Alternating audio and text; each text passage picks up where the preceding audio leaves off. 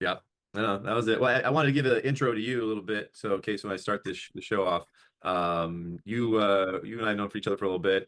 You were you were a Marine for a while, done some well, you're out of the country for a little bit. I wanted you to talk maybe a little bit about your the mental health that you had before and after, maybe anything you saw in the military you know didn't like or like. This is our first time being able to talk on camera. We've had so many conversations. I had a list of questions I'd love to go over, but I wanted to kind of start off with that. Did you, you've helped me with some of my nonprofit ideas with Need More Hope, and then we're looking into Reiki as well.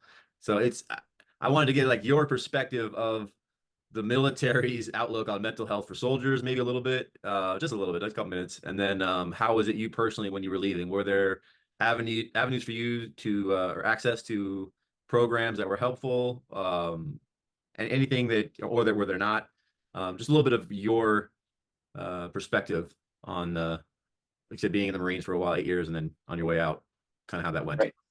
Okay. Yeah. So I started off as a mechanic, motor T mechanic, so like diesel engines and stuff like Humvees, and then I got a little bit more into the hazardous material part of that, and then I became a recruiter, which that was really the challenge part of the whole, I don't know, story arc.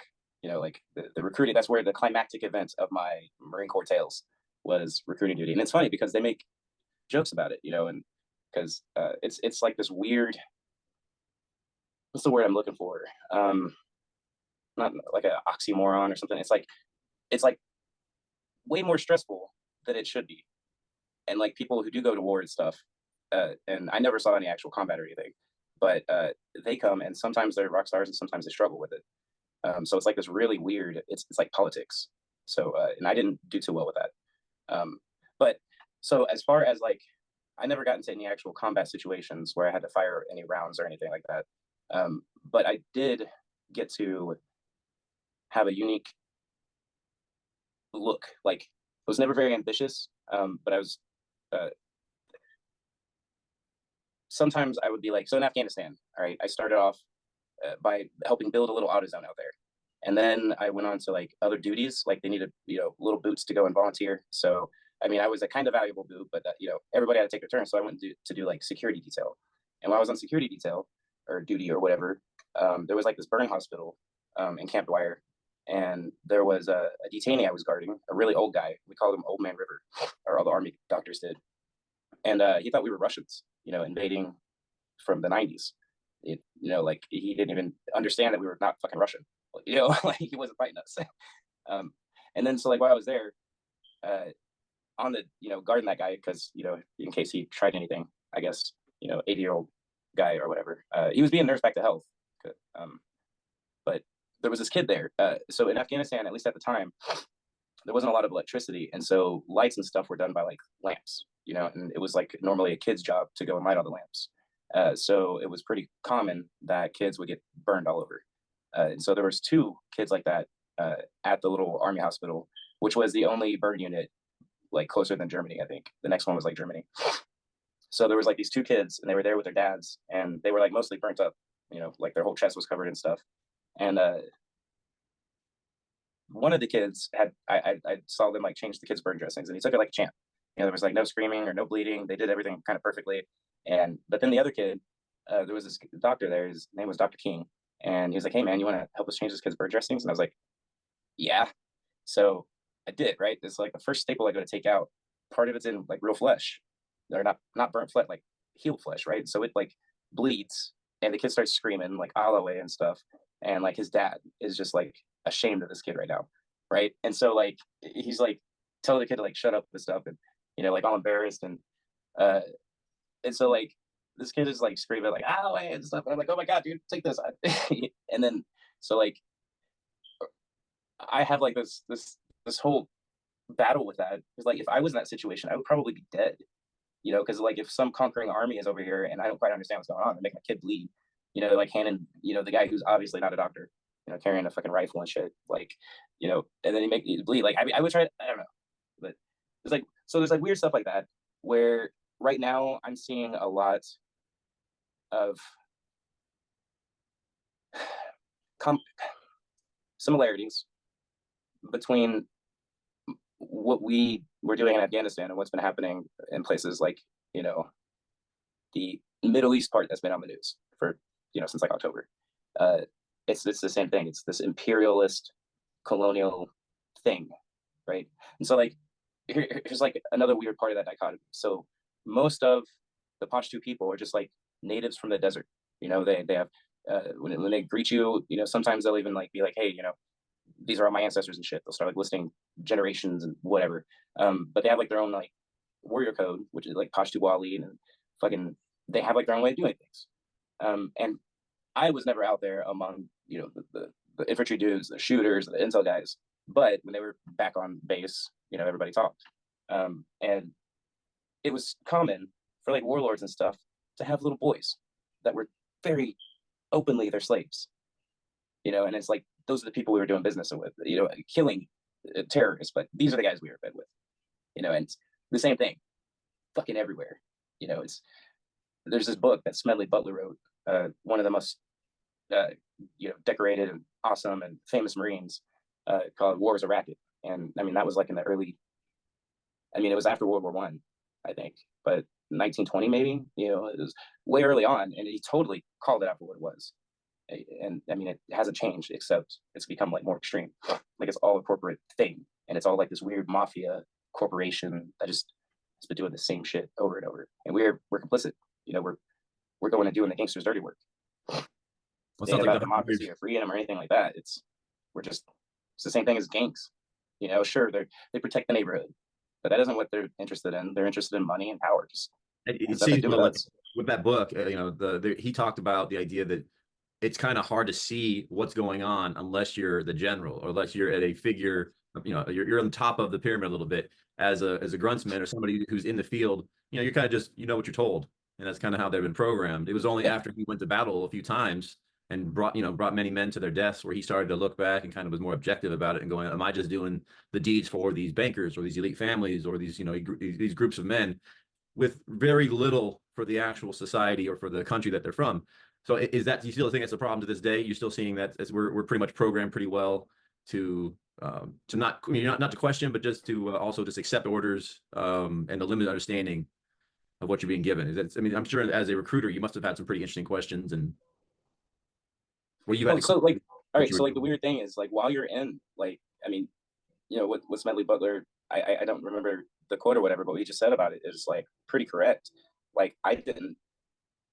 You go and you participate in stuff. Just think like childhood stuff. Like if your parents are bad, you're not going to realize that. You're not going to realize, you know, and if you are participating in some of the bad stuff that they're doing, you're not going to think that that's bad or anything of it. And so it's like while you're out there, this is just what we were training for, you know, like the way we handle detainees and the way we, I don't know, handle allies and, you know, gain information. It's just nobody really thinks about it, right? And so like, and it's not like you're out there just doing your job. And as that grunt and work beat, you're not concerned about the big plan. You're not concerned about what's going on altogether. You know, at most, you're concerned with like, you know, are we going to get paid? You know, are they going to dick around again in Congress? You know, like, uh, so like, I'm not like disparaging anything about, and I would still, even knowing it's all bullshit, I would still recommend people to go and join the military because no matter where you're at, I mean, we're all working for the fucking empire. Like Sidious won, you know, we are in the Hunger Games, right? And Right. so like the only thing is like, what do you do with that as an individual, you know? And I think the least we could do is start like putting all these little pieces together. Like there's patterns, man. Like the way you're policing in Afghanistan, you know, is pretty similar to the way you're policing here. You know, like it's not just that the police force is militarized. The entirety of all of our industries and society is militarized. You know, it's like we're all a part of the Stanford prison experiment. You know, like whether it's churches, you know, whether it's sports, whether it's just name a thing, and it's like a part. It's you change the faces and kind of you change the words of the rituals, but it's all like the same framework, man. It's And you didn't start off this way though. You didn't join understanding this was the concept. I mean, you came in green, right? I mean, you didn't have the same understanding that you have now when you first enlisted, correct? Or correct. And I was super patriotic. You know, I mean, patriotism is a lie now to me, but I mean, fuck, dude. I mean, I was but there was an exchange. You said you got stuff out. That's why you said you would do it again. You would recommend people to do it where well, you still absolutely, you you you know, got So like on recruiting duty, there was this Marine who was I feel like he was with tanks or something like that. I don't remember, but he was a badass dude, and he became the rookie of the year, like recruiter rookie of the year and stuff. And he was like teaching all us new guys, you know, a whole bunch of cool shit and stuff. And um, so the environment, right, is very pressury, and every event you do as a recruiter, you're drinking, right, and it's so like this guy ended up getting hammered after an event or some shit and driving the wrong way on the Chicago highway, and he killed himself and two other dads, you know, and it was just a tragic thing that that guy did, you know. That's how it was framed, you know, and nothing changed, you know, and everybody sees that, everybody senses that, and they're just like, well, fuck, the institution really gives no fucks about this. They just want the damn results, you know. I mean, they would get better results if they just changed the way they did things a little bit, you know. And so there's like people like me who have never had a sense of discipline or what is it, integrity of their own, right? And so like you go through boot camp, you get brainwashed, and you know, just like me, I'm just like, finally, you know, I'm not gonna end up as like a criminal, you know, or something. You know, I got this family now, and it's all about discipline, and I'm serving my country, and there's greater purpose, and you know, they got my back, and I got their back, you know, and all that stuff, and that's true, totally true. But the institution is not about that. It never was from the very beginning. Like, I mean, as far as I can tell, all of our modern armies stem from pretty much the British India Company. You know, like, I mean, our entire country, like it's and that was just to enslave people. It wasn't about spices. You know, Jamestown was set up to get slaves. It wasn't a big secret until it became a big secret recently.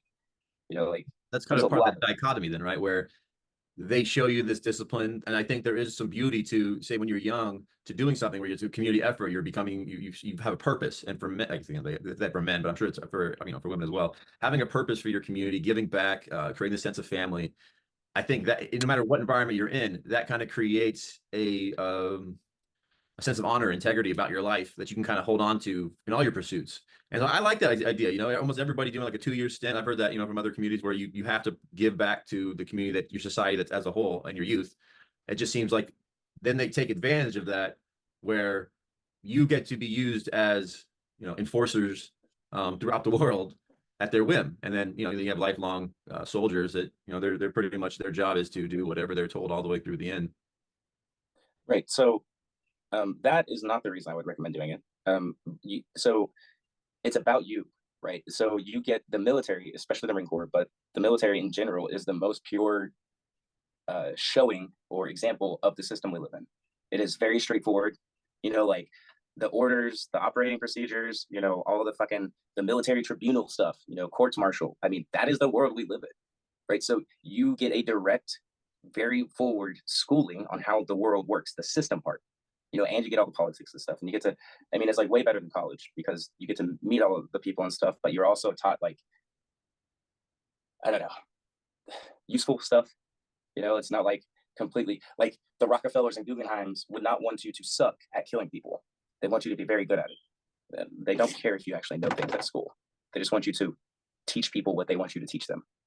And if you can regurgitate their stuff, I mean, who's so like Norman Dodd totally. I mean, there was this whole congressional committee where they were investigating whether or not foundational charitable foundations were affecting change unconstitutionally. And the answer was yes. And they ended up going to the forward president at the time, sat down with Norman Dodd and was like, hey, man, I can answer all your questions, but I really don't want to. So I'll tell you what, I'll give you 2 weeks. You send somebody down and they can go through all of our minutes from when we started all the way down. Have at it. And so they took him up on that offer. And boy, they found some shit, man. Like the Fords, their first meeting, they were like, hey, can anybody think of any better way to affect change in a population other than war? Right. And the answer to that was no. And so then their next question was, well, how do we get America into war? You know, and it was like right before World War I, and nobody was like, war. No, nobody. They're like, first thing from their mind. So then, you know, something happens, you know, shit blows up and by mysterious circumstances, or in accidental circumstances or whatever. But then we're in war, and then you zoom forward a little bit, and they're like, oh man, we gotta we gotta hijack the education system in the State Department. And so they're like, they approached like 40 history teachers, prominent ones that were already in the field. They're like, hey man, if we give you, you know, some, you know, slightly edited history, would you teach it? And they all returned them down. right? And so then they're like, okay, so fuck them, we'll just make our own teachers. So they went to the Guggenheim Foundation. They're like, hey man, if we throw some people your way, will you give them a fellowship? And they're like, yeah. So that's what they did. They created a stable of American history teachers that were teaching a new wrong version of history. It was like, I don't know, the 40s or 50s or something. And then, so it zooms forward a little bit more. They didn't go through the entire minutes. There's a lot of meetings. So they cherry picked some dates, you know, kind of like shots in the dark, because he had no idea what he was looking for. But then, I mean, he uncovers an actual conspiratorial plan among these foundations to join the United States and the Soviet Union together in a collectivist society or some shit like that. And so, like, you look in like 1989 when Ronald Reagan was on the TV telling the Russian president to tear down the wall, and he did it. And then you read this stuff and you're like, oh, okay, well, they were working together the whole time. That's why, you know, the American president was able just to tell the Russian president to tear down the wall, and he did. Yeah, okay. So since I've been born, pretty much, the commies have won. We are in a collectivist society already.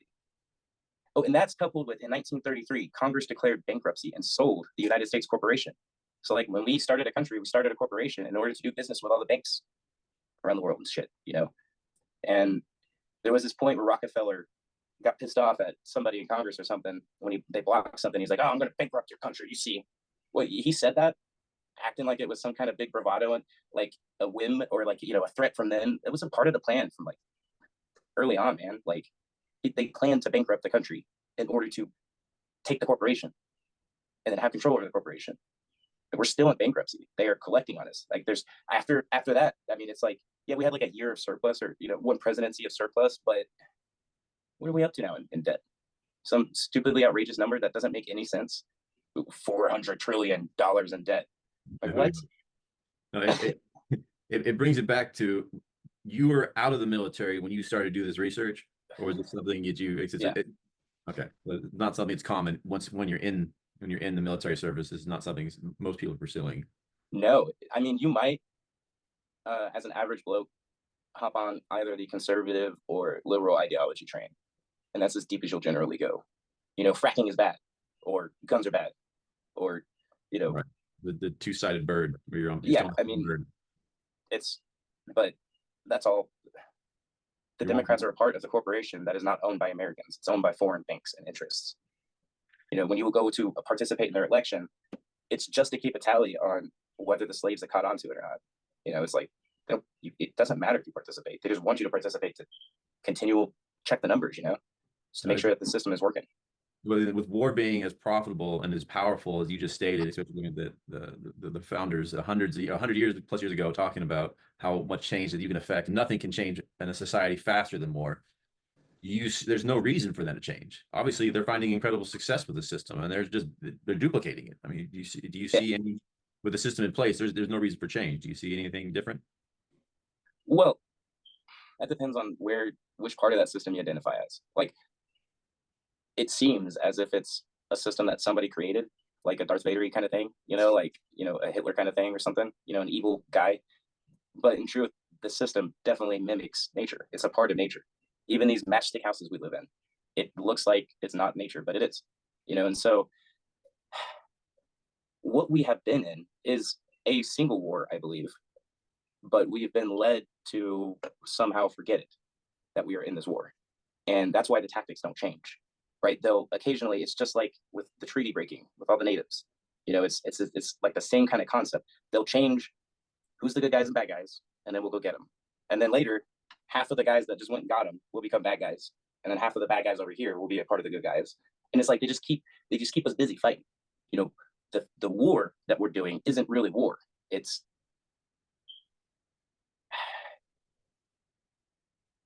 just human trafficking.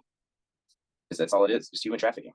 Almost seems like they're just keeping us busy, and as long as we stay uneducated, and the programming is to keep us to such where we do not get to higher levels of truth, there's no way out, and we're limited on the options we have to the options they give us, where it's a dichotomy. Hey, either you're voting for this person or you're voting for that person. You're good or bad. And then we've had that conversation of polarity versus duality, and we're stuck in a duality world where if it's a certain way, it's bad, and if it's this way, it's good. But when you start to make that mental shift, which very many people can't look at it this way, with the polarity being that one's a negative side, one's a positive side, but There's no good or bad on either one. We're labeling it that way. It's like a battery. A battery don't work unless there's a negative and a positive. You can't have one without the other. So for us to label that evil or that good, it creates us in this never ending, I almost call it like a ritual, but a never ending battle with ourselves. Right. So in order to understand that without getting emotional and stuff and freaking out, like you got to have a little bit of a not take yourself seriously, like a little humor. Right. And so how Alan Watts kind of put that situation is, all right, so you are the universe and you keep going around in a circle and sneaking up behind yourself and going, boo. And then you scare the shit out of yourself and immediately forget. And you just keep doing that over and over. And that's us. And so like we've forgotten we're at war, right? We don't think, I mean, when war pops up in our mind, we're like, oh, no, war. Okay, all this is war, got it. But we are still there's this one war that never ended, and it's like Rome was at one point, let's go and put all the heathens and Saracens in perpetual servitude, like kill them and enslave them. And they never stopped. It's, I mean, now we have the whole world. I mean, everybody was a native at some point, and we're all a part of the fucking empire now, and now it's like, you had to forget your tribes, your names, your races. Now we're just like colors, like not even very many colors, white, black, and other now is it. And so like, but there's like this resurgence, like there's a cycle thing that happens because the system is a part of nature. All of nature is governed by, I don't understand cycles really well. I'm trying, I've probably maybe more than other people, but we just keep going to sleep and forgetting things. And then we're going to wake up and just be like, oh, wait. Like I'm actually this. And then that's going to be it. I mean, like we're going to remember like something. I don't know what we're going to remember. And then we're going to stop playing this game. And like the system that's built, right? So we had another system and we just stopped using it and created one that looks like it and that runs parallel to it. Right. So that's part of why we have to go and vote, to ensure that we are still using this pretend fake thing. But all we have to do is stop using it and just go right back to this other one. It's already there. We just stopped using it. Like law of the land kind of stuff. Yeah. Well, it sounds like you're deprogramming a computer. That's what it sounds like you're trying to do. Yeah. You're really trying to get rid of what you've been programmed and push a reset button, start fresh, look at the reality around you differently, or not differently, just without the prejudices of your programming. Right. Because who knows where that programming came from? Like, was it people? I mean, like, geez, man, like I've been a part of so many different groups through my colorful little life, like, and they all want you to be a part of their thing and think like them, and have the same enemies and the same friends and the same rituals. And it's just like, wait, but who? Why? Just because you were a part of this group? So if you were born in the other group, you would have been doing that shit, And so it's like you got to let go of the programming because, and like the weird thing is, man, it's me. It's like not the evil empire. Like I'm the evil emperor. Like I somehow, if I'm fighting this thing, I know that I am somehow the one that put it into action. And so it's like I can't blame anybody really. But it's like a puzzle. That is the wildest part, is like using the law of one and how that there is no difference in our consciousness, that we're all related, we're all playing a different part. And then like there's one of my favorite books is this doctor who does I'll never say it right, but the Hopanoa, it's out in Hawaii, and he was working with these people in jail, and they were like the mentally unstable or having the hardest time in the jail cells there, and he never spent any time with them one-on-one. But what he would do was he would take that person and he would say like the 4 phrases. I think it's "I love you," "Please forgive me," "I'm sorry," and "Thank you." And he would repeat that those energies, that frequency towards that person. And within, I think it was like 2 years, they pretty much shut down the prison because it was no longer a problem. Everybody was able to get past some of their issues or move on into a better relationship with either within the jail or leave. And you're sitting there going like, he never talked to any patient. He never had a one-on-one. He didn't do what we normally do in therapy, where we reinforce their problems and say it over and over again, and re-record it again, that emotional disturbance that they had early in their life. Instead, he took the problem as his own and felt no difference between them and their existence and my own existence, and took on the problems that they were having, forgave himself, sent out love, asked for forgiveness.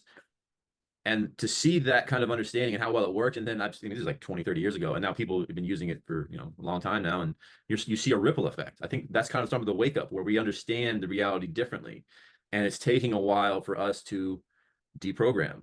And you seem to have deprogrammed fairly quickly. You've had, I would say, alternative journey than most people maybe have had trying to deprogram. It seems like you were kind of you took this on as a mission to find higher levels of truth, just irregardless of where it might lead you. And I think that's why we've had such a common ground of conversation. We've been able to find common ground and had wonderful conversations because we're not holding on to any facts, and we're okay with looking at our past and saying that was our previous programming. There could be some truth there. There could be some falsehood, and wherever it lies, it lies. I'm not responsible for that, but I'm going to keep trying to find higher levels of truth. Do you think that some of your access to this, you being open to higher levels of truth, have been some of your extracurricular activities? Have we? You open to talk about some of those? Yeah. Yeah, I gotta say, like Mary Jane, she's held me down for so long, you know. But let's just look at that word, like Mary Jane. Like Mary is a very important word as far as royalty goes, and like who is, I mean, it's not a coincidence that the guy Jesus married a Mary, and that his mom was a Mary. It that word itself signifies a certain kind of queen, kind of like above other kinds of royalty. And then Jane is the female version of John, which means king, high king. John would have been the high king, where his brother James would have been the crown prince. Still a king probably, like King James from the Bible. But if he had an elder brother, he probably would have been the high king, and his name probably would have been John. It's like weird things like that. So Mary Jane, or marijuana, even though like there was this campaign to make it like somehow detrimental and against Mexicans and stuff, and people that spoke Spanish, marijuana. It's it actually we've done this weird thing where we've put it in its proper place, I think, nomenclature wise. And the cannabis itself comes from the Hebrew cannabosum. It's definitely something that we should hold sacred, and use, absolutely. And so like the functionality of my body and probably my mental state is much better because over time I've introduced cannabinoids that should be produced by my body. But for whatever reason, most of us don't do that anymore. So definitely, like physically and mentally, it's just like giving your vehicle an overhaul, changing out all the fluids, just making everything better, I run definitely better. think our environment has changed where hemp used to be fed to the animals, cannabinoids would be in more of our veg and everything, and in our entire environment. And for us to have it taken away, it had a rippling negative effect on us as a whole. And to see it starting to find its way back, I think it's real beautiful. That's very found that you could see it's a natural part of our cycle and in our environment, and it shows on how much we've been willing to accept it. Right. Now, when it comes to mushrooms, oh man, I think the mushrooms have not just evolved along with us, but I think are somehow linked to our actual ancestry. Like I think mushrooms and humans share a common ancestor somewhere.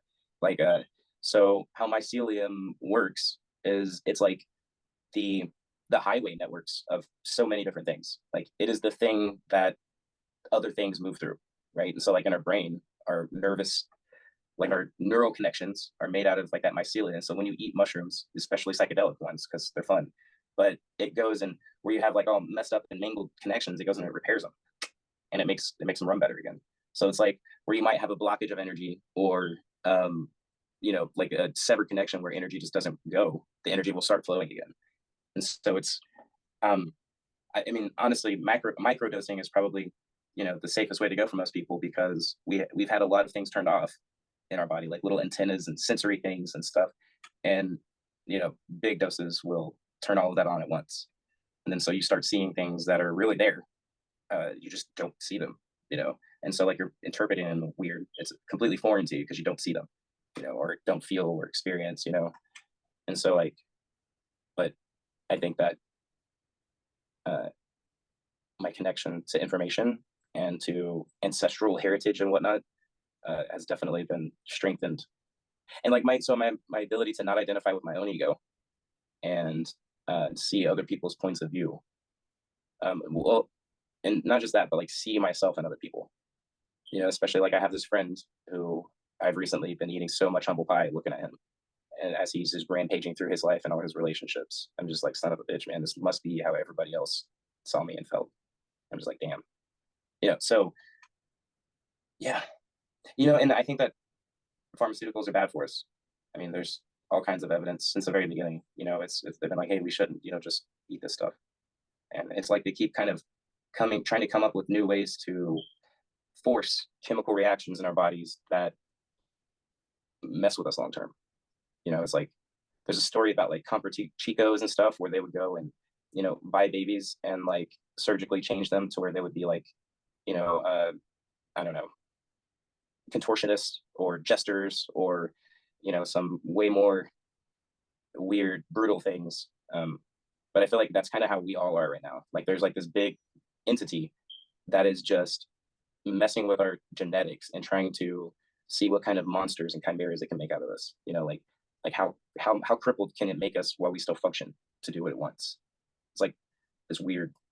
Well, it seems it's really hard to trust any system that profits by having more, no cures, but having problems that last their lifetime. And so all these Yeah. diseases that are very profitable to have band-aid fixes or, or drugs that keep you in this rather than actually finding cures.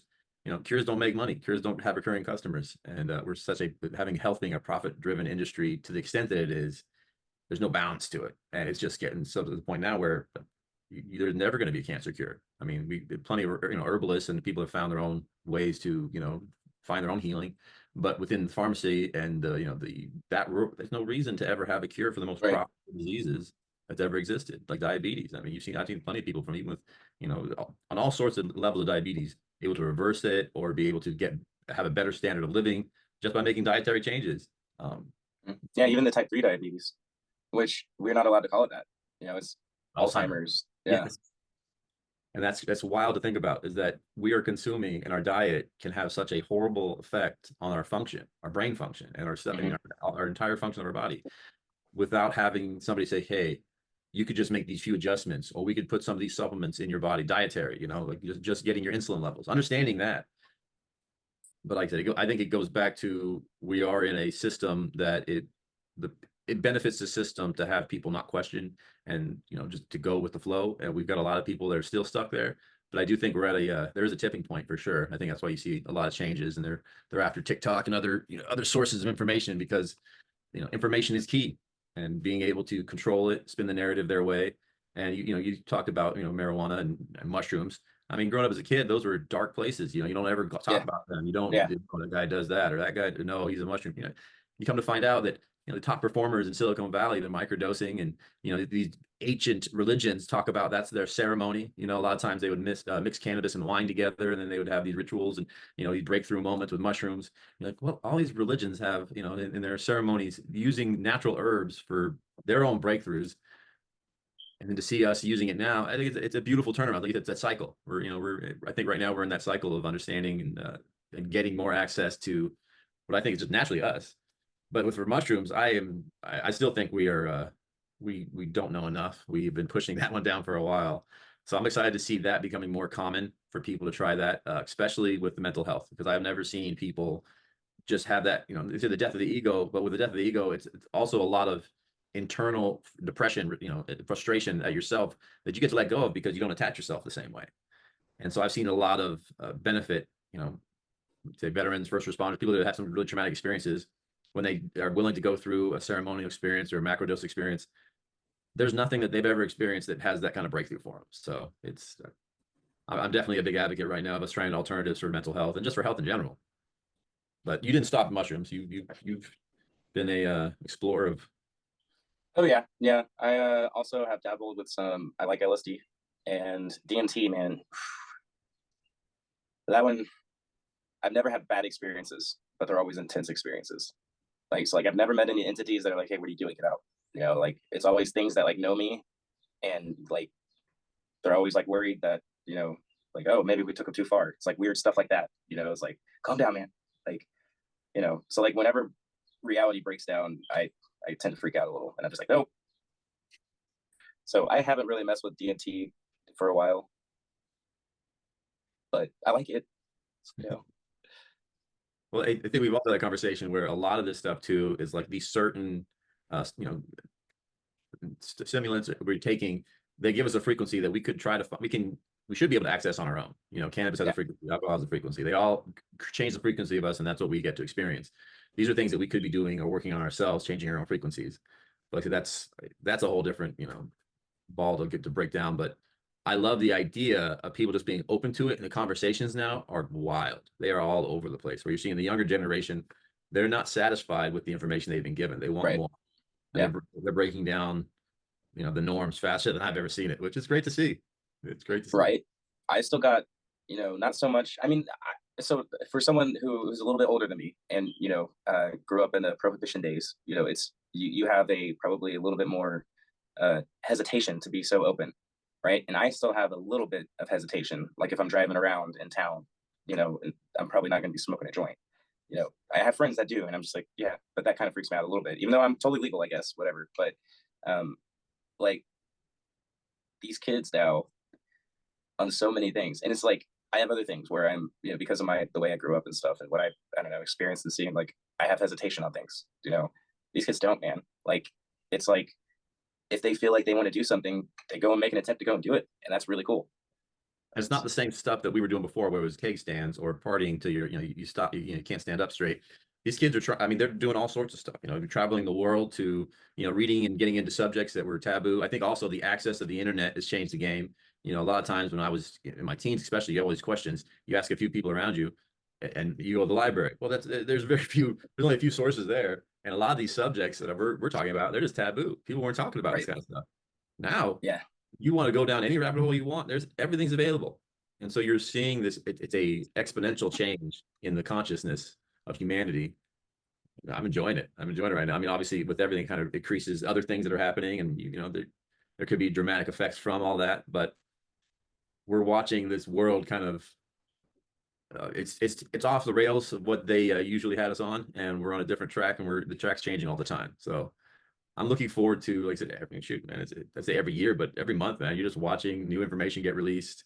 And I think that the powers that be have definitely to change up their game. And you can see they are. They're definitely trying some new things. And yeah, so okay, but there's only so much change they could do. Okay, for the general population that isn't aware completely of all the different little pieces that are working together, even the little bit of waking up that they're doing and seeing, forcing, them to like throw their scapegoats out to the crowd, like, hey, take him, he's the bad one, yeah, like they're how much alteration can they do, like, and then there's people like me who I'm just like, I fucking see you, dude. It's like I'm looking right at you. right. Like, what are you gonna do, change clothes? I mean, and they're gearing us up, man. Like we need to wake up because they're gearing us up. Like watching this stuff over, and what it may formerly be known as Palestine, I don't know, whatever's going on with that, it's a way more intense version of what's happening here. Like we've gotten to see a very long drawn out version of what they're going to try to do here, and it's just like what they tried to do in Germany, like in World War II stuff, like, like look at our inflation, look at the weird, I mean, they're banning companies because they're owned by China. It's like, well, fuck, are you going to ban yourself, dude? Because you're obviously owned by China too. So like, come on. Like, so like, if people are just aware of what's going on, they can just say, nah, bro, I'm not going to do that. Because ultimately, who's the army? Like, what are they going to do? They don't fight their own battles. It's us. These guys are like, the people that sit in their chairs are all like fat and rich, or like skinny and frail Mr. Burns, and they're like, oh, let the cattle do the fighting. Okay, well, I mean, they definitely cannot stand the cattle if it rampages against them, stampedes or whatever. So, like, I mean, all the people have to do is just stop. You don't even have to take the power back. Just got to stop giving it away. That's big right there. And I think you can definitely see them tossing the goats out. So here's a scapegoat. Yeah. Here's P. Diddy. Here's somebody else. Here's there's. Well, it's like when Bill Cosby happened, I was just like, really? And it's like a lot of these dudes, they're keeping their mouths shut, because they're like, whatever. I got played. I played myself. So they're not like out there calling out everybody else is doing the same exact shit or worse. Like shit, Cosby and his Quaaludes, please give us that back. Fuck. I mean. No, well, you see, I think that they're doing the minions right now. They gave up the cops, like I call them the knights, and we did that example where they did, hey, they're the bad people. They're the ones that are bad. They're just the cops, well, not the system, of course not. And then now they're giving out some celebrities here. Oh, it's the celebrities that are bad. The celebrities, they're the ones that. I think the next when they turn on Tom Hanks completely, that's when know we're about to get the real guys. Well, I think that's the hardest part, is that having friends in Hollywood and a few friends in the intelligence agencies, you get to access to things that you really can't talk about. You can't tell the people. And it's you only through a lot of people getting exposed to it, and then having an opportunity to have an open narrative about it. Like I said, like with TikTok, and like I said, and YouTube's, they have their own algorithm. They allow certain things, but you got X, or Twitter. You got all these different programs that, they allow certain stuff, but there's still an algorithm and everything. There's certain things that are still, kept under wraps. And I think there's also a point where society can only accept so much too. Like there's still cognitive dissonance where, as we get more accepting or understanding of what's happening around, we can accept more. But in the beginning, it's just a hard pill to swallow. You know, that some of the people that are in charge of everything are trying to not just control us, but destroy us, you know, poison us. And it's, boy, and it kind of seems like, I mean, there have been body part, like chop shops for people discovered. And then it's just like, it's in the news for a day and it's gone. And it's like, dude, man, like all these conspiracies have commonality and some kind of kernels of truth. And just like, man, when we find out, when we get confirmation that these guys are eating babies or whatever the hell they're doing with all the missing people that they keep taking, right. you know, oh my God, I don't know what's going to happen. You know, so like we got to keep focusing on war, politics, because there's this big thing that we're going to have to decide. And it looks like it's a lot of motherfuckers that have been doing really bad things. And I mean, it's coming to a head. I mean, there's so much. I mean, it's like everybody knows now. That's where it is. And that's where I'm like, okay, shit's getting interesting. We are definitely, they're going to have, this is the most powerful think tanks that have their ability to print their own money. They have plans. They got backup plans. They got, you know, A, B, C, D, E, F backup plans, and they're bringing them out. This is their time. This is what, and the think tanks are working overtime because there's a lot of people that are having these conversations that we would have and go, wow, you've seen some of these things, you've had some of the same experiences. I mean, some of the military veterans that I've worked with, and some of the stuff that the was taboo, you know, like the was it the voice to skull, where they can put thoughts in people's brains. This is a patent technology that they've had for like, you know, 30, 40 years, probably even before that. But that's when they released it to the public that we would know a little bit about it. But this is stuff that they worked on. And, you know, now we're getting to the point where people understand that, you know, we can detach ourselves from these thoughts, you know, like we talk about that too. But these technologies, the gravitational technologies that, you know, we have patents for, the military has patents for, these energy technology patents, they're there. We just, you know, for most of us, we would have no idea or even believe that that's possible. But, you know, the military's had patents on them for, you know, almost half a century. Right. But we're at that time now where I think it took us a little bit to get it. And they're still trying hard though, man, between the, I don't know, between the poison in the food and keeping everything toxic to a certain degree, you know, keeping aluminum and everything, you know, anything that can increase our natural inability to function cognitively. That's what they're trying to do. They don't want us, our brains working well, and they're doing a darn good job. I'll give it to them, especially in the States. You start seeing a list of foods that you're not allowed to eat in the European Union, or no country will import our food because of how toxic it is. Okay, that's just weird. Yeah. Did they actually ban like Oreos and stuff? I think California's trying to, and you're just sitting there going like, it's hard as a parent to have kids go to Kmart or to Kmart. There's a Kmart now, Target, Walmart, any of these places now, and they Oreos is just, you have a commercial for them all the time. You grow up as a kid, and then you look at the ingredients, you're like, this is bioengineered, and then you got all these other ingredients that were never in there before. So we have no study on it, and then we have no combination study on any of these ingredients. You know, what Watch it be people proteins that they're using. And it's all unstudied too. So that's the biggest thing, is they're like, hey, you know what? If you found out that you were putting in these ridiculous chemicals, but you know, you studied it for 20 years and you see there's no harm, okay, maybe. But we don't know. There's synergistic effects when you start putting chemistry together. You don't know. Yeah. Yeah. And nothing on the health records are showing us that it's working well. We don't have a decrease in any of our morbidities, any of our diseases. It's only increasing. We've only seen increase in diseases and things that should be, you know, easy to get rid of. We're just seeing more of. Okay, but that's part of the problem though, is that we think all these systems are geared towards goodness for, I mean, good, beneficial, you know, they're good for us, you know, like it was meant for our good health. No, no, no, no. None of these systems, like since the very beginning, like we were a direct offshoot of the British India Company, you know, like the colonies. They were, I mean, it didn't stop being what it was. It intentionally broke off, as corporations do when they get big enough, and then had its own thing. The plan to liquidate the country, just like we had make a plan to leave Afghanistan in the Constitution and all this other jazz. Like there's this whole weird thing going on, but it's never been on our side. I mean, it can be. And that's why they keep changing it, because we keep trying to take it and make it ours, you know, right, on our side. But like that's, the healthcare system is not for you. The politics system is not for you. The policing system, even the cops in the police system, it's not for them. It's against them. I mean, the system is designed to stress you out and you know, like it's like aliens, like gardening us. They're chopping off the stems to make the flowers grow bigger. Right. We do that gardening. You want a bushy plant. You don't want a tall, scrawny plant. So they're creating what they want. They're creating us as a product. Well, then it kind of goes to the idea that is this the cycle, and this is the negative or the dark, or whatever you want to call it, the polarity that we need, so we make the changes we need. If we were comfortable, we didn't have these dark entities or dark energies trying to control us and suck our life out of us. Now we have a chance to find the superpower within us, the high level of consciousness, to work on this placebo effect where, we look at these pharmaceutical studies and show that the placebo works better than the pill. I don't forget how many, but I think it was over 60 or 70% of the time that placebo is continuously better than any pharmaceutical drug out there. So the power of our own thought and our own commitment and faith, really faith, that our beliefs create and manifest a different reality. So we have to have this wild, destructive matrix so that we are in this position now where we can collectively go, hey, we actually have the power. We've had the whole time. We just have to deprogram ourselves and then program the program we want. It sounds simple. We're going simple with it right here, obviously, but put it into effect. But just having that as a possibility kind of changes the game.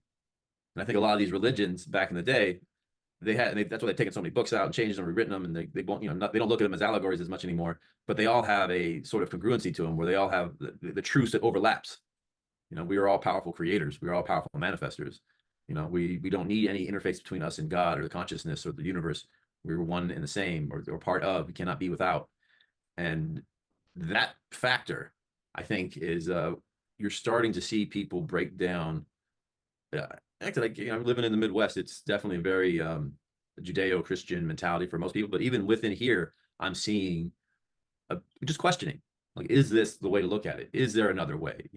Does this allegory make more sense than the fundamental, simplistic way that we're interpreting it? Are there different levels of it? Could I look at this Bible verse or this Quran verse in multiple ways? And I think that, the Alan Watts effect has been kind of rippling through where we're starting to see truths in layers and it's beautiful. Like I said, for me, I'm still in shock. I said, I can't keep myself from just reading new books all the time about these subjects because we're just at a unique time where we have such access to information. Very few people ever did. And a lot of the books that we would ever have back in the day, a lot of times they were burned or destroyed or, kept secret.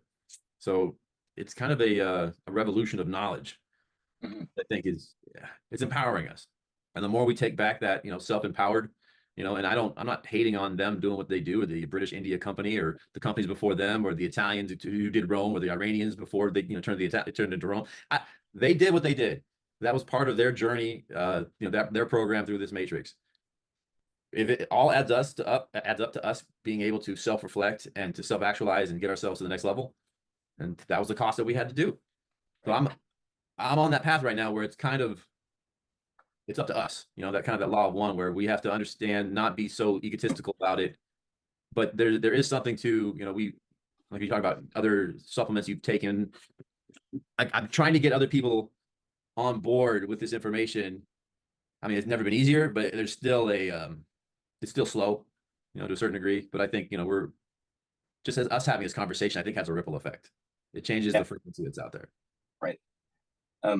Yeah. And there's like this thing where whenever we learn something and it's the truth, we want to go and tell everybody, and so that's kind of what everybody wants to do.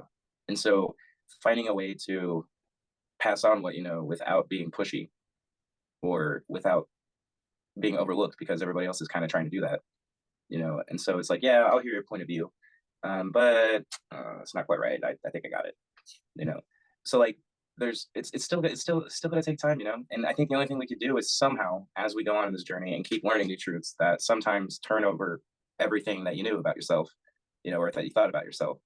You just got to kind of be an example, right? So like kind of like how you are, boss man, that was you were a really good example for me, and I feel like I affect people, but most people, when I try to talk to them about stuff, it's pretty crazy. Yeah, they're like, dude, shut up.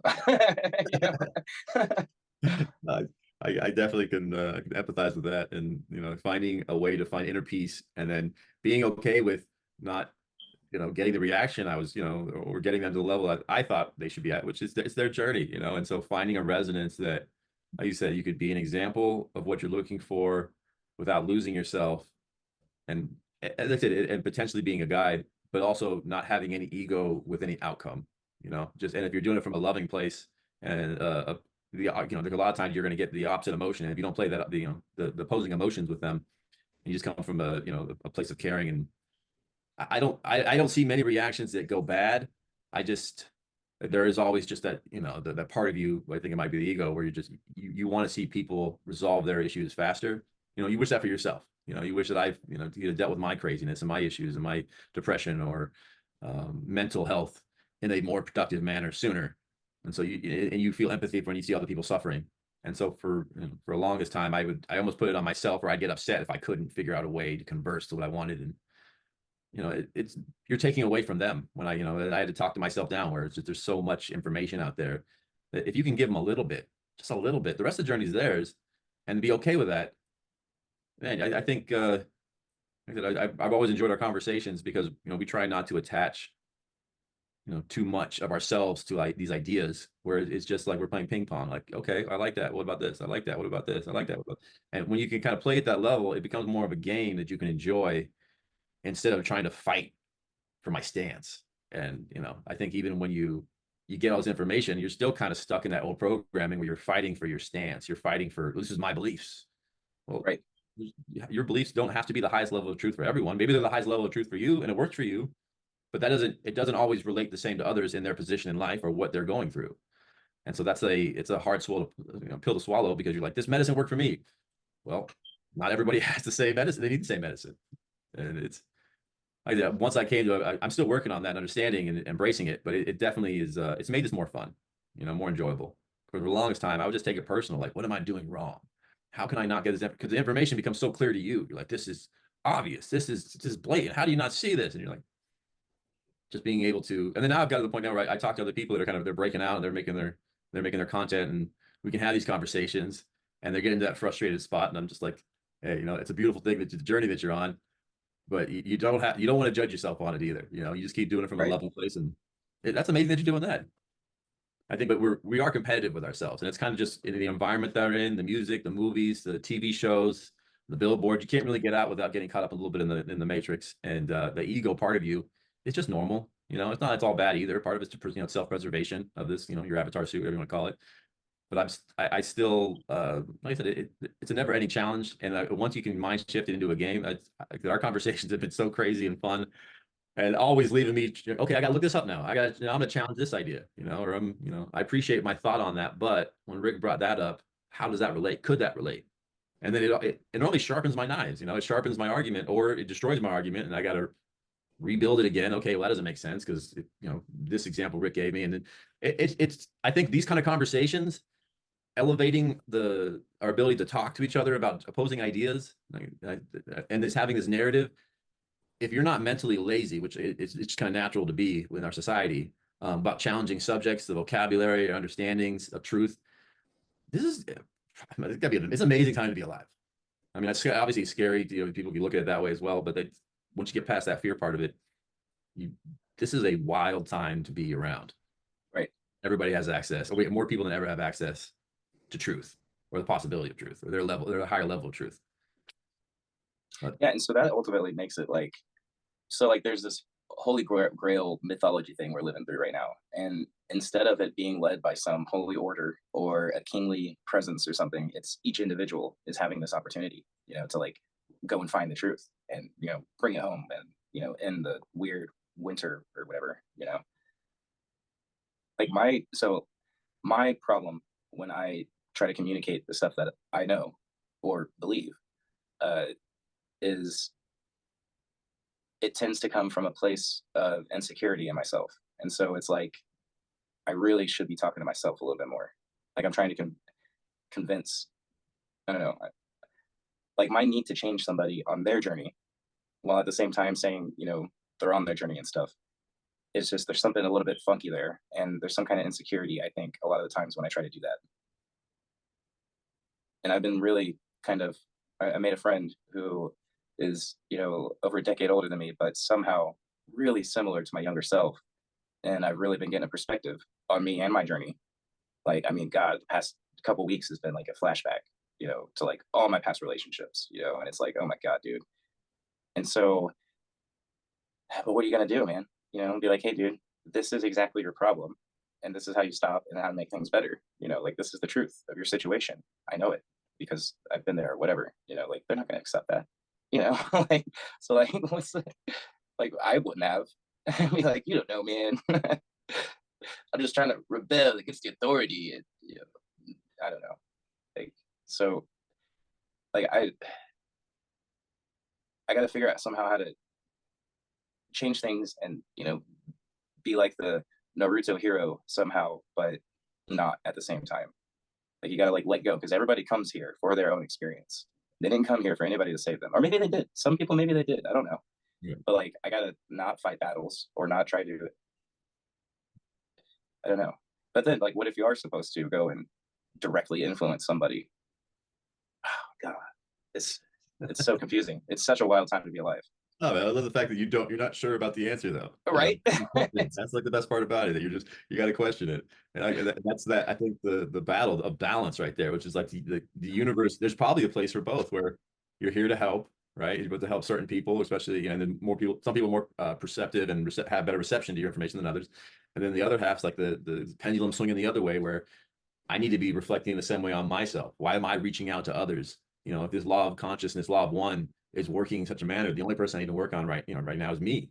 And then I think a lot of times once I work on myself more, those exterior problems almost they fade away. They're not problems anymore. They weren't a problem before. They were just a problem because I was focusing on them.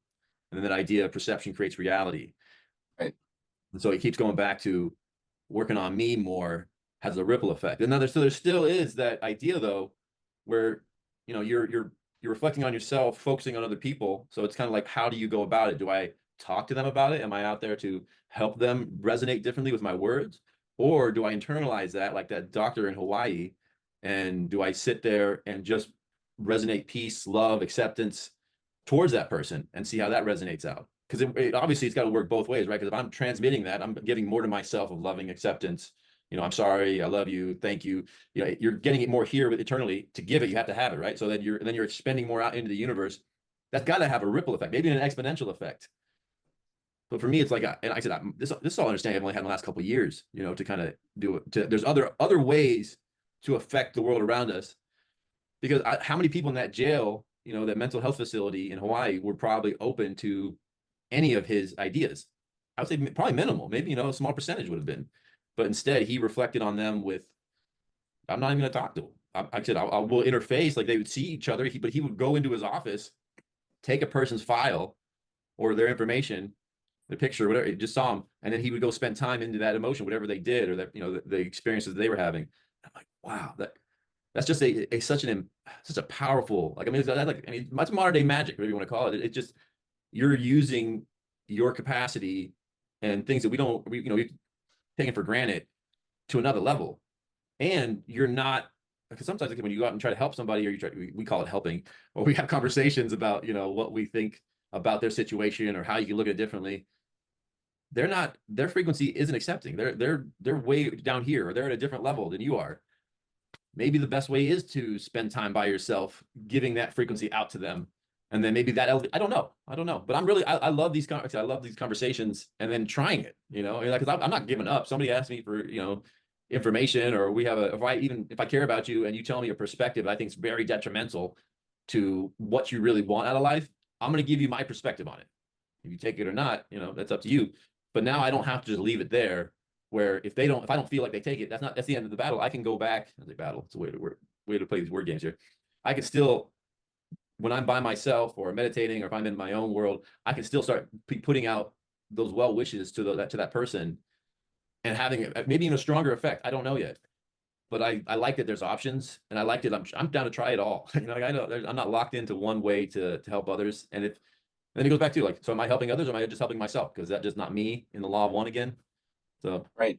So there's also something about like the attraction part, like law of attraction type thing. So as you're attracting the people who are attracted to you, there is a bit of give and take that both parties are kind of looking for. Invisible parts, like maybe not me, ego Ricky, that's thinking and stuff, but the big invisible part of me, my older brother, Big Ricky, maybe he's got some kind of thing where he's working out with this other person invisibly.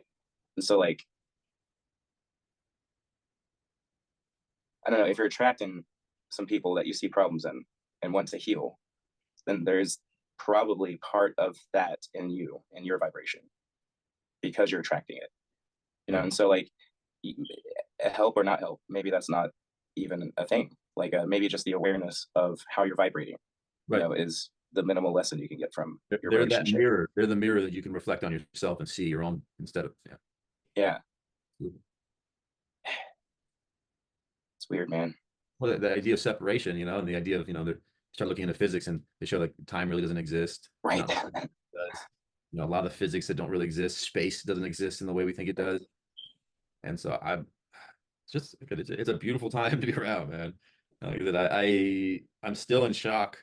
Yeah, I mean, I guess not. I mean, obviously anything that self-empowering has been, especially for the last couple hundred years, hasn't had the the expose of information that they should have.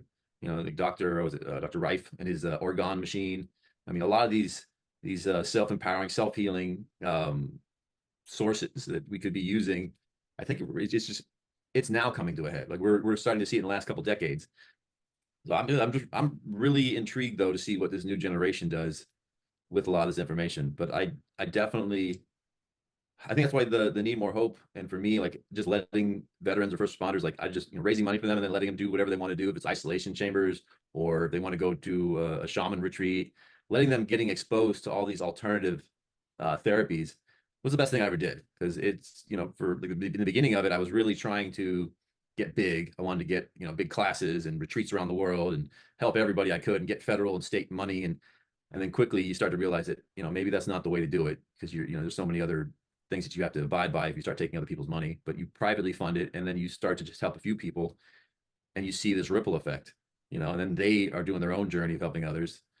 And like I said, I've always appreciated our conversations about, just the world in general, but also you're striving for never, you're not satisfied. You're not satisfied with the information that you have, Right. I appreciate that about you. Yeah, thanks. Yeah, not a Uh, lot of people do. They're like, damn, shut up, man. Why are you obsessed with Anunnakis? no, I think revisionist history right now is still, we understand why they did it or why it was put in place, to disempower us to a certain degree. But I think there's so much evidence out there of opposing historical views that we have no choice. We have no choice but to look at it differently.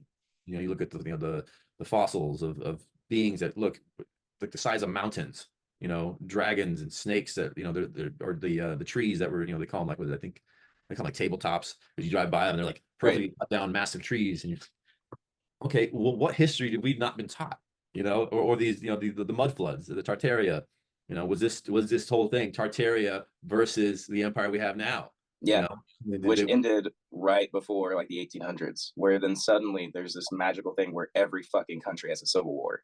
You know, it's just like clock dominoes falling all over the place, huge including fires, us. yeah, huge fires in over a century in all these cities, right? Where all the libraries get destroyed or Oh burned. my gosh. So there's somebody that you should try to interview. The YouTube channel is My Lunch Break.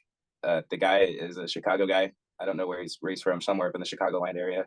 Uh, and I mean, he just on his lunch break one day just started recording, talking about like this building and how its history doesn't make sense. And he's like probably like 80 episodes in now, and he's got like this thing where it's like it looks like AI has been writing stories. Like someone's been using AI because like there'll be like 3 or 4 people who all have like Michael in their name or Hugh or something, and it's like the company that builds a building is whatever and Sons company, and you know they were like carpenters or something, and then suddenly built a palace, you know, and it's like, and then a year after they build this, it takes them like 1 year back in horse and buggy times to build, you know, this marble thing and like all this crazy stuff, and then a fire burns it down, and then they build another one, and then several years later another fire happens, and it's like really like if you look at these individually as, you know, like you're just looking at one building's history or whatever, it seems normal, you know, but he goes through and it's just like the same thing with every building.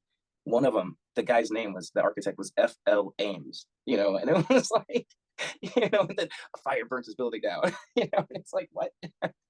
So yeah, I'll have to that check would be it a out. fun one.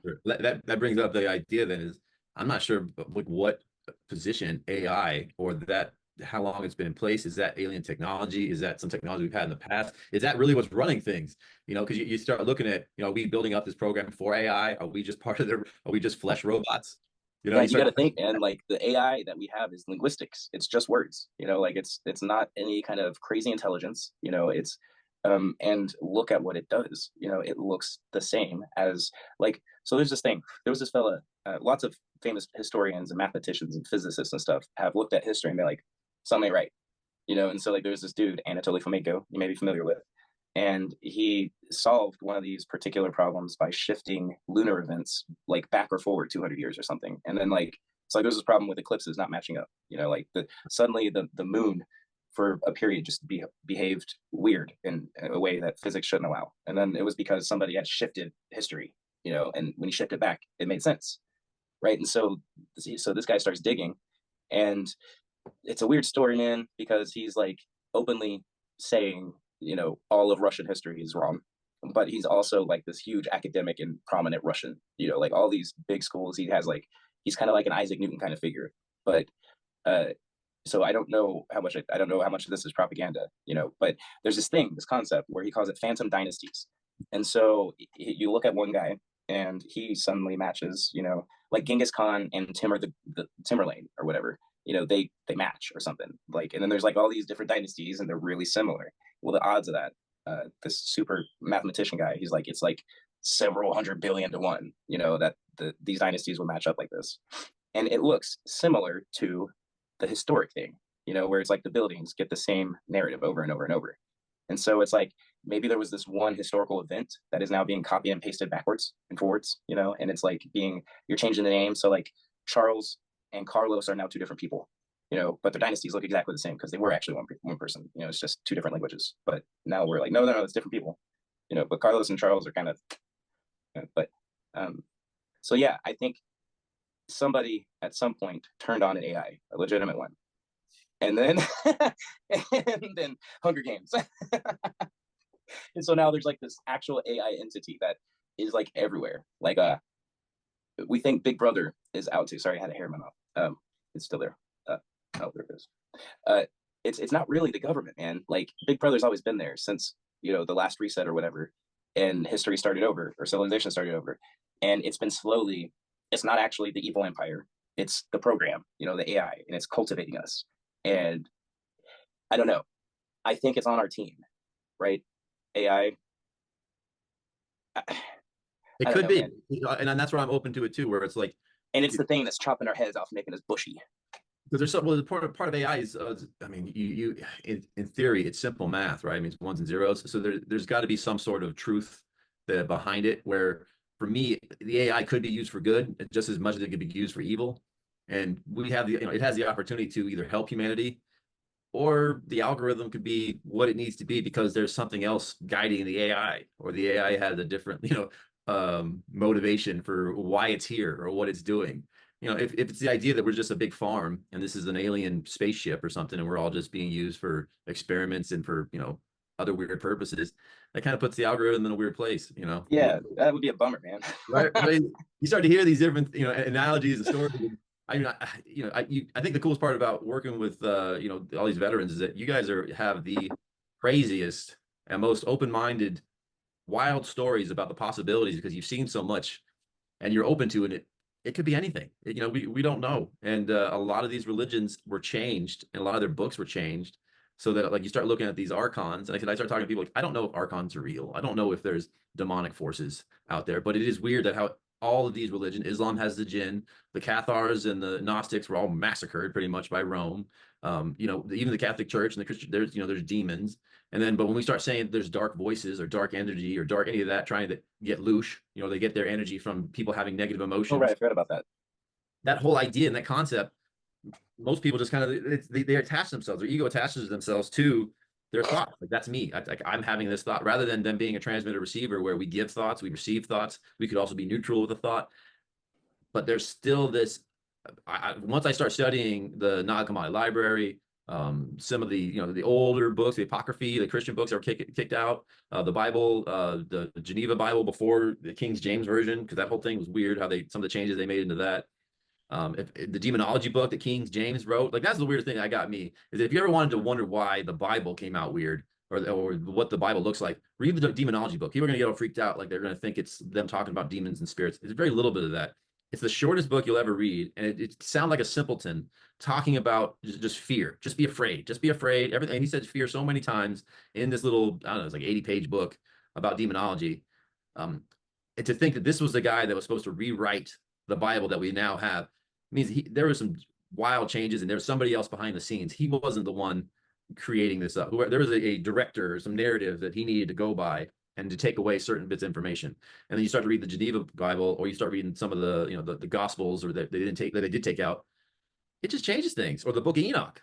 The Enoch book is wild. They start talking about, we don't know, but maybe those are all AI programs, or maybe those are evil, time travelers. We don't know, but they don't allow us to even have that conversation. They don't want you to have that, that idea that there's something else out here, and that the spirit world is just as real as the physical world.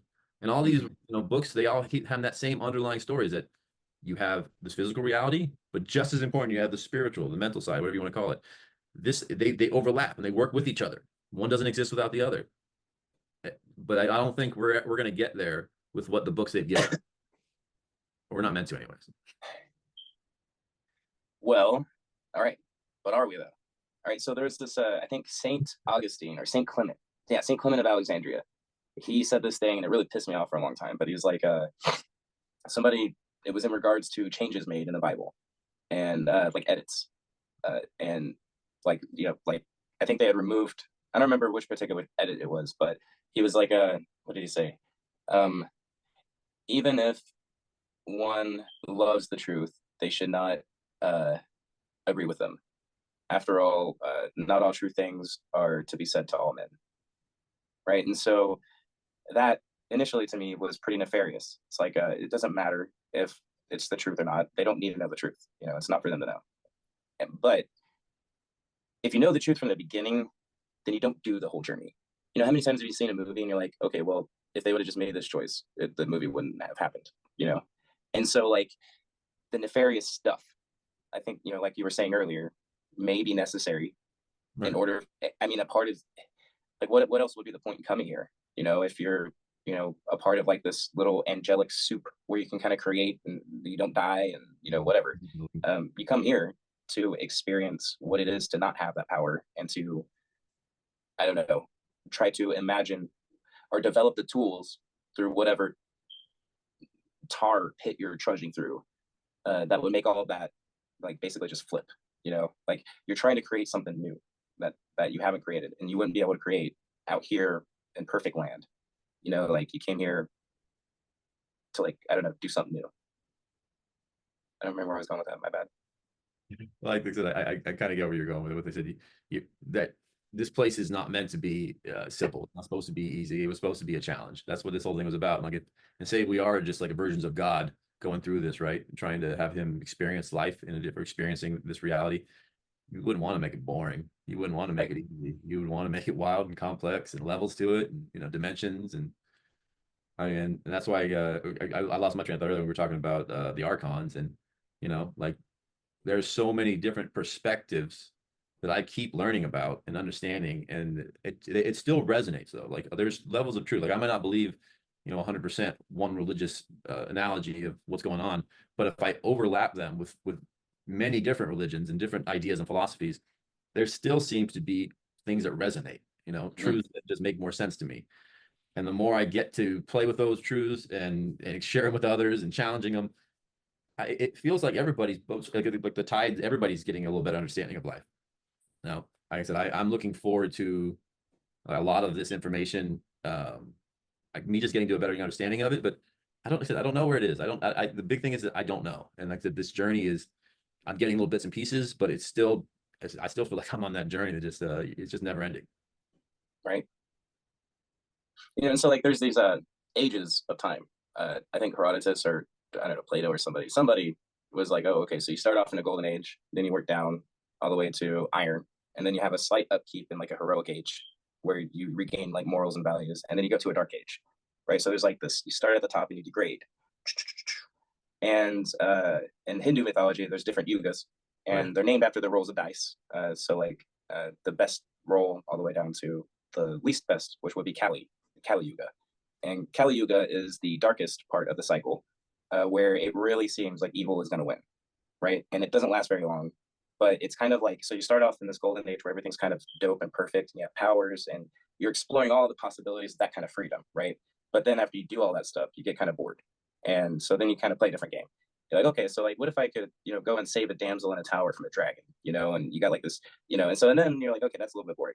What if, I become like this evil sorcerer and just put everybody under a spell, and so like, there's like this weird thought process, and so like, I think that we're at like the climactic point of a dark age, and it's gonna like go immediately into a golden age where we're gonna be like back in Coolsville and shit. And so like the archons, to me, my understanding of archons are that in a plane bubble, like a galaxy or universe or something, whatever the unit is, there's like consciousness. And so the archon is like the main consciousness of that thing. And then everything else is a part of that consciousness, like a little individual part. Right. And so archons are doing stuff, and they may be bad and against us, but also they're ultimately, one step in the ladder of like on the way to our source of our consciousness. So I don't think ultimately they're bad. Oh, yeah, and I think that's a great way you just said that. The labeling them as bad, they're playing a role. It's that polarity Yeah. thing. It's not like they're bad. They have to exist for us to be able to, like, there's no light without darkness. It's the same thing. Mm-hmm. They're playing their role. That's their job. And then for me, I don't, and that's why I don't mind. Like, I don't hate the archons or the idea of them. It's just, as long as you understand that it exists, or that they're there, or that possibility is there, then all of a sudden it's a different game. But once if you don't understand that that's there, then you have a lot of self-sabotage, depression, mental disorders, and mental health. It never leaves you, because you're always thinking, why am I thinking these such horrible thoughts? Why am I always thinking about running this person over? Why am I always thinking about suicide? Or why am I thinking about, I want to kick my dog? Like those repeatedly negative thought patterns don't have to be yours. I mean, sometimes they are, but if you find out that there's a program that's created, and mind you, what you were talking about though, this whole thing, if God's playing a video game, right? This is his video game. He doesn't want to play it on the same level, the same mode, Right. forever. He wants to change the levels. He wants to put it in the hardest mode.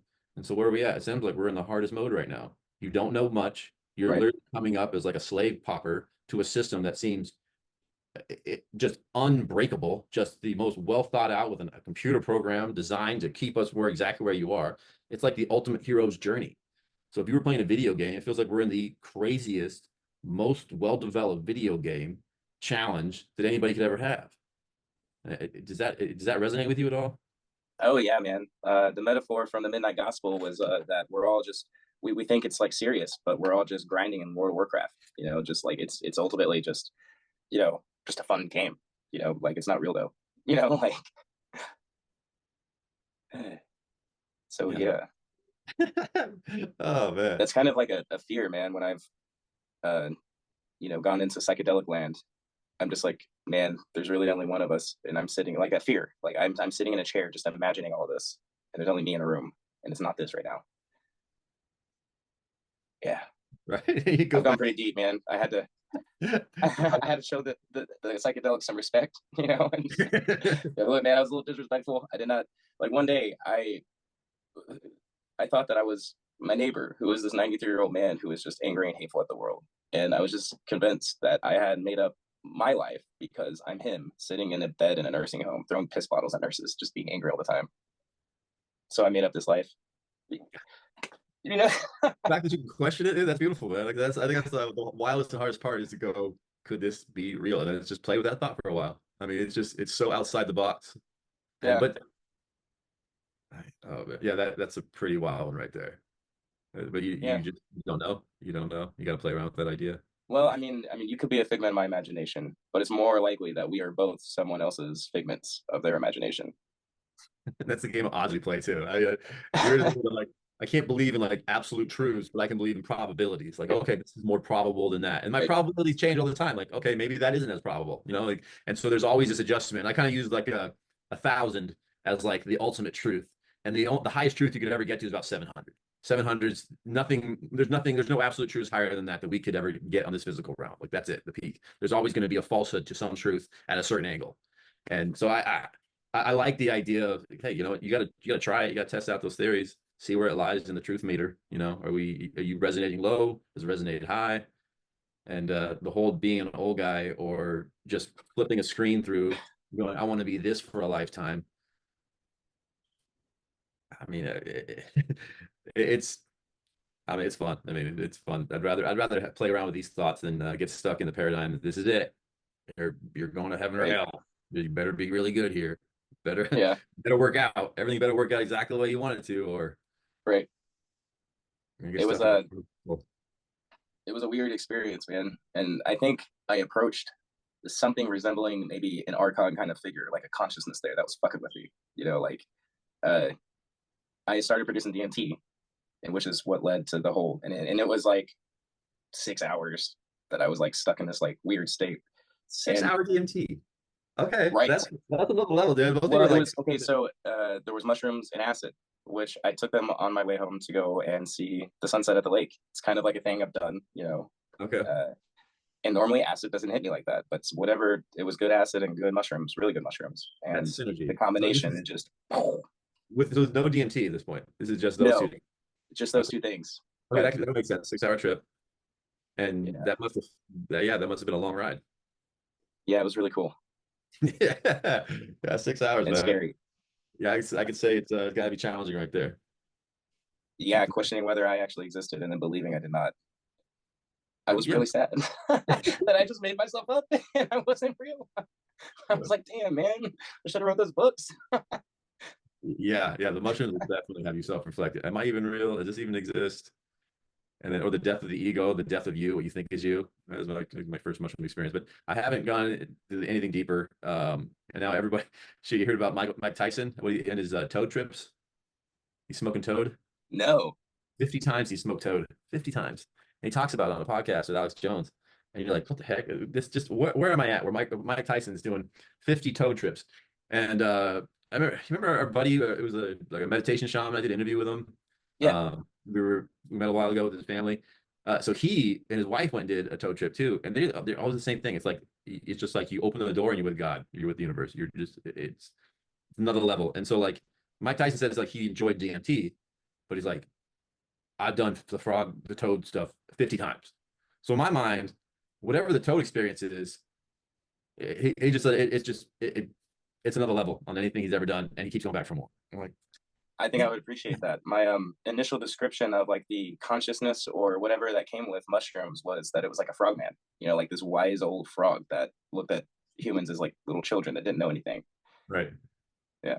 So that sounds, I would. It is weird all these symbolisms, and you see these weird, statues of what they really mean, why they mean what they mean, and I remember you talk about frogman. My buddies always used to talk about that too when they were on mushrooms. They were like seeing faces in trees. I'm like, okay, well, I guess so. The whole Well, I toe never like thing. saw him. It was just like so that thing where maybe some of your thoughts aren't yours, right? So I would find myself thinking something weird. It was like I shut the door of my RV weird and inefficient or something, I guess. And I said, "Oh, you silly humans do things weird," and I was like, "What the fuck, you silly humans? Why did I say that?" In my mind. And then I started like kind of just paying attention. I'm just like, "Oh, okay, you're with a mushroom. What's up? You're with the So, mushroom. yeah, yeah." I don't know what it is. Like I said, for me, I'm more the micro, and then I'll macro once in a while, like maybe once or twice a year, and that's pretty much it for my extracurriculars. But the after effects, like my favorite is after a nice macro is that the amount of clarity that you get. It like it clears the fog, the brain fog. Your brain is just working on all cylinders, and you have such clarity without the ego, where you get this like self-reflection. You can look at your life, you can look at things differently, with a little less biasness, a little bit more genuine. You kind of want to bottle that feeling somehow. You can obviously, but if you try to chase it again, it's never the same. But that 3 or 4 hours afterwards, for me, it's like I'm notepadding it. Like just because it just feels like the clearest version of me, and I can get to that. And I start writing out or just trying to express myself, and then just the motion of expressing myself on paper. It's like the universe goes, "Oh, you want this? Oh, you want more of this?" And then it's just here's more. Let it flow. Yeah, no, I said I haven't done anything crazy. I've only Tyson had me intrigued. That's why I had to ask you if you've ventured into that. And then like I said, our shaman buddy, and his wife did that on a retreat. They're such a cute couple, man, to be able to go do that together. But the fact that just the most famous boxer of all time, he's bragged about mushrooms and other enhancements he's taken. But for him to just fall in love with the toad just kind of made me go, what the heck? Where is he going? What is he seeing?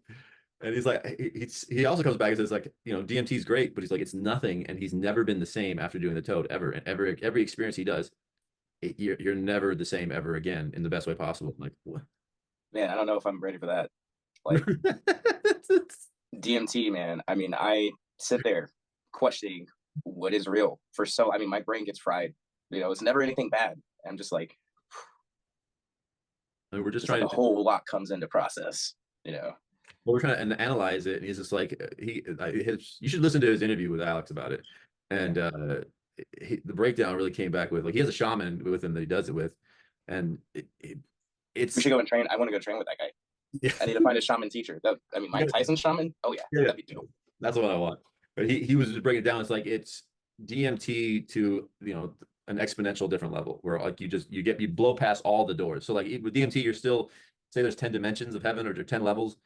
You're only at one of the levels, like 6 or 7 or 5 or 4 or 5. The toad, there's no levels. It's just clear. You see everything for what it is, and you're like, he got emotional too. Like he was saying, he cried, like he was breaking himself down. Like you see the worst parts of yourself, the best parts of yourself. It's not easy, but then again, that's why the first thing you say is like you're kind of afraid of it because you understand what's all going to happen. We already know. I have a fear of the merging thing. Like I actually have gotten to the point where I can stop it from happening. Like, so I'll start seeing like little twisties, and I'm just like, no, guys, we're not doing this. Go away. Man, because normally, so my DMT stuff, I've always done while having channeled stuff on, like listening to channeled stuff, like Cryon. Right. It gets intense, man. Like, I mean, loving, so much love, but boy, I'm pretty sure I somehow interrupted a meditation that at the place where they were meditating. I think I went there. Like my reality was overlaid onto that reality. And like I was walking through the fucking room. I could feel them and sense them. And they were talking about me. It was weird. So on this subject, would you recommend, or say, I mean, I've said we have our own experiences with it. Other people that are dealing with traumatic experiences, veterans, first responders, we have our own, but I'd like to hear your idea on it, because there is a little bit of, there's a precautionary tale with it as well, where you can, I think, even do damage if you go too far, or if you're in a bad environment, and people need to be aware of that. And then also having a shaman, I think from the experiences that I've gotten feedback from other people, that is a night and day different experience. When you have a guide, somebody there with you, it can, exponentially heal, rather than either, nothing changes, maybe make it possibly worse. Something about getting worse, but just you don't get the same effect. What's been your perspective? And then if you were to recommend somebody dealing with mental health, any recommendations on what you would start with, not do, try? I think everybody should have microdosing experiences with mushrooms, because so a lot of our traumas, physically and mentally, ultimately there's damage that's caused, like with neural pathways, or like you'll maybe sometimes segregate parts of your brain off, because you don't want to visit them or whatever, and so you have to like navigate around those memories or whatever. I don't know what the case is, but like even physical problems, like there's this thing where our body isn't repairing itself like it should be, right? And so mushrooms, they go and facilitate that, right? So without doing any kind of tripping, there's just this background thing where it's like you get a bunch of workers in there with little microscopic scaffolds that are just going in there and patching things up for you, and you just work better. Your machine. I like to kind of philosophically, I look at humans as little dudes inside a mecha, like a robot machine, like an anime, like a giant robot, like Gundam Wing or something. And most of our robots' functionality isn't there yet. We're turning the system back on, but yeah, it can be scary if you turn it all on at once after it's been off. It's like if you could somehow tune into all the radio stations on the same speaker and hear them all, and that's what it would sound like. That's like what our senses get overwhelmed with. So I wouldn't necessarily say, hey, especially if you have bad traumas that are, violent, or, something that is very triggering for you. I don't know that I would go and confront those intentionally with the trip. I would, but that's up to you. you know, like if that's how you want to do it, but I don't think it's necessary. Like it's like we hold memory in our brains, and you know, and then the invisible parts of whatever memories are there, and then we hold it like physically in our bodies, right? So you could skip all that confrontation, or a good deal of it anyway, and just repair the body, and it'll work better, you know. I like that approach. Though. I think that's a really it's a nice, more organic, holistic approach without having to shock the system. A lot of people are Right. scared, or they're fearful of what might be, you know. So the idea of it not having a big impact on themselves is something they could do over time, and slowly every day they're going to start to feel a little bit better. I mean, Right. that's the It's like feedback you get. maybe a little capsule version of it, Right. where you would not really see any big effects all at once, but Yeah. long term you would be great. Right. No, that's beautiful, man. I think that's a lot of what we're doing is we're explorers. Like I said, we're looking at information and substances and things that most people, it's not in their ballpark. It's not something they want to do. They like hearing about it, you know, or they like maybe the little bits of it.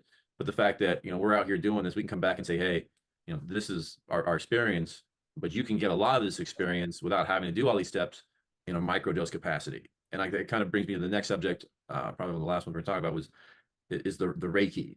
So that's something that you are pursuing now, right? Because you got a class on the 19th. I'm probably going to show up for that one.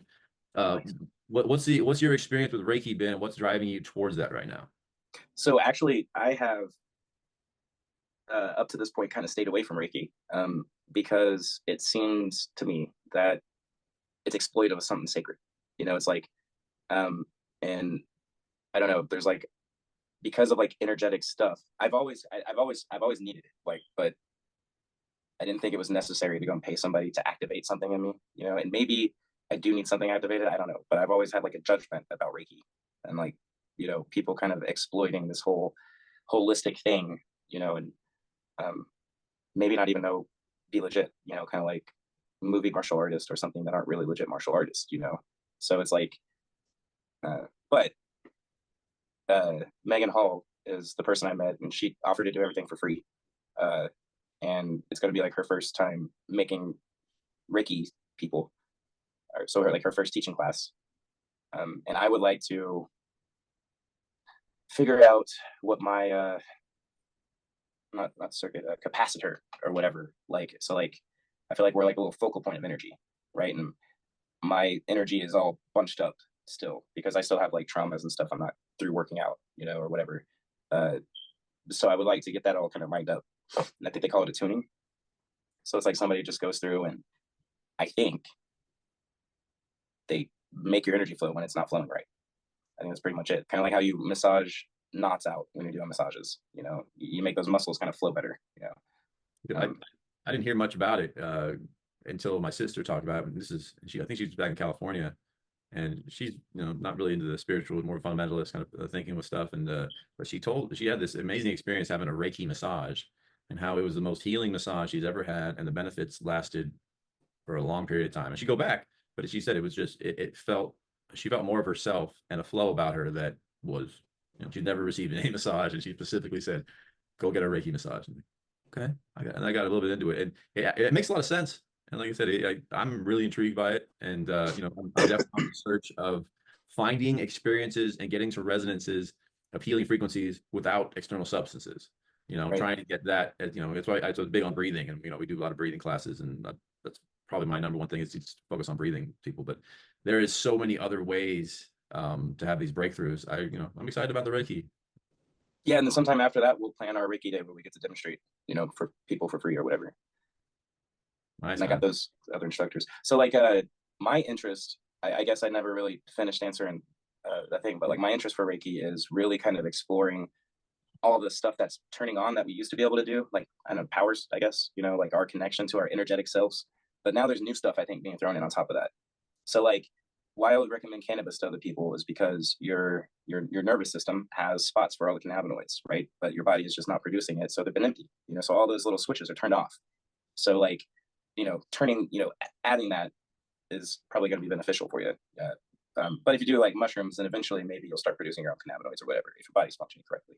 Um, but I think that it's like in a Christian world, they call it like laying on hands or something, you know, or like whatever. I think we can all affect healing. And I think it has to do with our charge, like our energetic charge. Like it seems like society is geared towards giving us, like even the clothes we're wearing, like it's like they trap charge in us, you know, and make us fat, juicy charge bags for something to eat or something. I don't know, like mosquitoes or something. I don't know. But I think that that's something that we can affect more now than ever, just with our conscious will. Just so I would like to learn what is going on there and how to do it, and then just go and start doing it and show other people, hey, dude, you can just do this and magic. But then I think we can also affect physics. So I'm gonna eventually get a group of people together who are down to come up with weird ways where you can affect gravity in the room or something, or send long distance messages, via telepathy or something.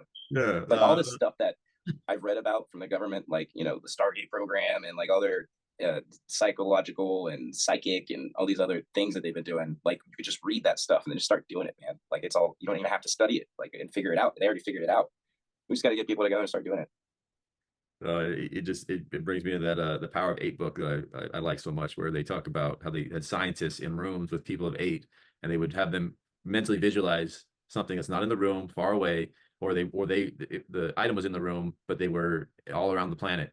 And what they were able to accomplish with eight people, you could see on a scientific level that they'd have an A version of it where there's no energy coming from these eight people, and then you have the B where you've got the energy going, and you would see it's the B be stimulated or have it on camera. So they're showing that, and mind you, it probably happened to one person, but the power of having people together affected physics that were all around the world, which it goes into metaphysics and what physicists are trying to do now. I mean, it's one of those things we haven't really had a chance to look into or to try or to apply, but they were healing people, and they're still doing it to this day. You put up, somebody who's sick, and then once a day, the Power of Eight or a group of people will put this healing intention towards that person. That's cool. And it's mind blowing. That's obviously there's not a lot of profit in it, so it doesn't really work well for the consumer commercialistic side of the world. But for a healing modality, I mean, to be able to put that energy out and to see an effect without even having to be with the person, you just have a picture of them. I'm excited, man. That's just Right. a really unique time where we can kind of take back our power. And I think you might be right on. You know something with the whole, like, we're going to go from an iron age to a golden age in a faster pace than we can even imagine. Right. And these new kids, man, like I have a feeling like in the next decade, there's going to be kids being born. They're going to tell us who the fuck they were or are. Like there's going to be no loss of continuity. They're just going to be like, oh, yeah, I was here, and let's do this. That book, Super Normal, I think is what we call it, with all these studies between China and Russia, and in some other countries in Europe, where kids were doing telepathy. Like they were being able to see things in other sides, another rooms, or seeing colors without, having themselves covered. That we are getting our DNA opening up to having different skills and abilities that we've been we haven't had access to in a long time. Mm-hmm. Just the fact that we're having this conversation and other people are, I mean, I think we're opening up and creating a different reality that's gonna kind of, I keep getting blown away, man. My expectations are always being blown away, and I like that. I like that. I'll take it all day. So a consequence of us being in water is water holds memory. 100%. So like, even if you dilute something completely out of it, it will still remember what you put into it. So, part of whenever we have like the frequency or the frequency that's associated with things, or like names, or like amphetamine, or whatever the case is, whenever you vibrate that way, you get all the information that's with it. Right. Like you're attached to it. So maybe that's like a thing. Like you're huh? Collective memory in water, right? So if there's a Yeah. collective memory of a collective consciousness in water, and the ocean and this land, as we call it, dry, is just a level of humidity. Like I said, we're it's just a percentage of water in the air. So you're thinking everywhere you go, you're around memory. And you're leaving memory. You're leaving it. It's remembering you. There's a record of you. You're breathing it in. You're breathing it out. Yeah. And so that's like another thing why you shouldn't worry about, like, if you're like a believer or something, then anything you witness, good or bad or whatever, or anything anybody witnesses, so does whatever your sense of the divine is. It sees it, it experiences it, or whatever. So there's a record. So you ain't even got to defend yourself or nothing. It's all there. Just live. that's the wild part, though. It adds up. That's the crazy part, is it actually adds up. You're like, okay, well, they kept talking about ether. Tesla talked about this, what's it? Informed intelligence, universal intelligence, that he got all his information from. But there was also like the Akashic records. It's all there. It's all around us. There's no space where it doesn't exist. So same thing with that idea of water memory. We're just trying to use a more physical component of it rather than, he's more symbolic about it. Mm-hmm. More symbolic about it, but it all has the same function. You're like, damn, okay. And it's like once you start acknowledging these things, even entities, like talk to the trees or whatever. It's like the relationships with whatever you're acknowledging, they get stronger. It's like you I think just that's fit in more with your environment by acknowledging everything.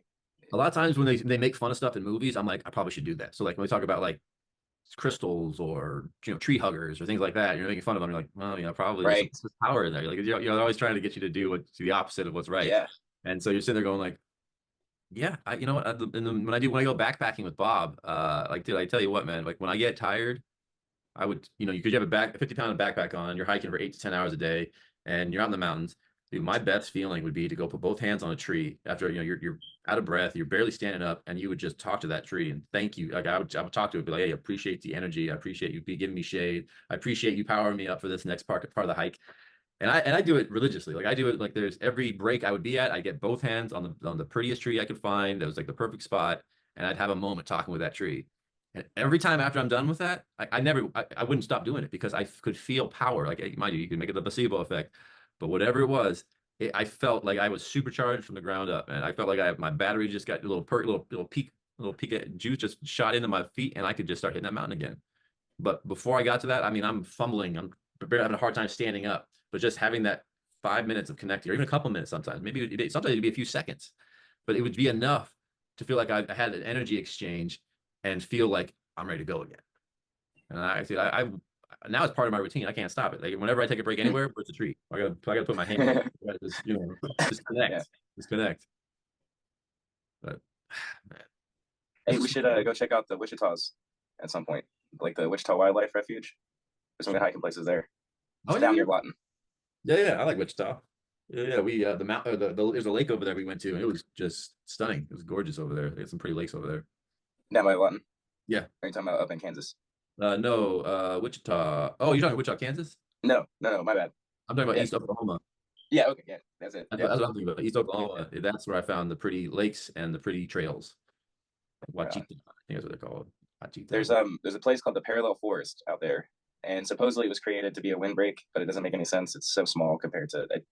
But it's like it's like rows of maybe cedars. I don't know, some kind of trees. I don't remember what kind of trees they were, but it's really cool, like a movie. They're like But across equally. from it, I think maybe a sleeping giant. Okay. Yeah, and if it's not, I'm still going to create, the legend of the Lady of the Wichitas.